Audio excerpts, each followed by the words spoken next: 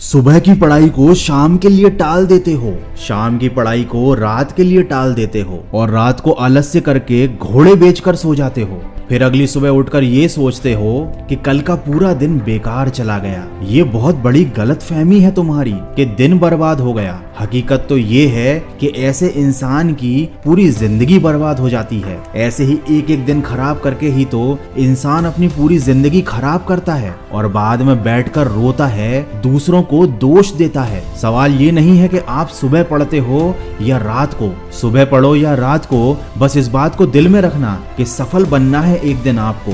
देर रात तक सिर्फ चैटिंग करने वाले नहीं जागते। इस दुनिया में कुछ सिरफिरे ऐसे भी होते हैं जो अपना कैरियर बनाने के लिए जागते हैं। अरे दिन में पढ़ते समय नींद कैसे आ सकती है तुमको? तुम्हें तो रात में भी पढ़ना है जब सारी दुनिया सो रही होगी, क्योंकि अगर तुम सो गए और सोते हुए टॉपर बनने का सपना देखने लगे तब उस समय कोई और टॉपर बनने के लिए पढ़ाई कर रहा होगा। दोस्तों, जब हम बड़े हो जाते हैं तब हमको पेंसिल की जगह पेन दे दिया जाता है और यह इस बात का संकेत होता है कि अब हमारी गलतियों को मिटाना आसान नहीं है। इसीलिए ऐसी कोई भी गलती मत करना जो आपका भविष्य बर्बाद कर दे और आपके पास रोने के सिवा कोई और रास्ता ना बचे। याद रखना, हारने वाला इंसान इसीलिए हारता है क्योंकि वह जीतने वाले इंसान पर अपना ध्यान देता है और जीतने वाला इंसान सिर्फ इसीलिए जीत जाता है क्योंकि वह अपनी जीत और अपने आप पर ध्यान देता है। इसलिए तुम भी किसी और पर ध्यान देने की बजाय सिर्फ अपनी पढ़ाई, अपने कैरियर और अपने लक्ष्य के ऊपर ध्यान दो।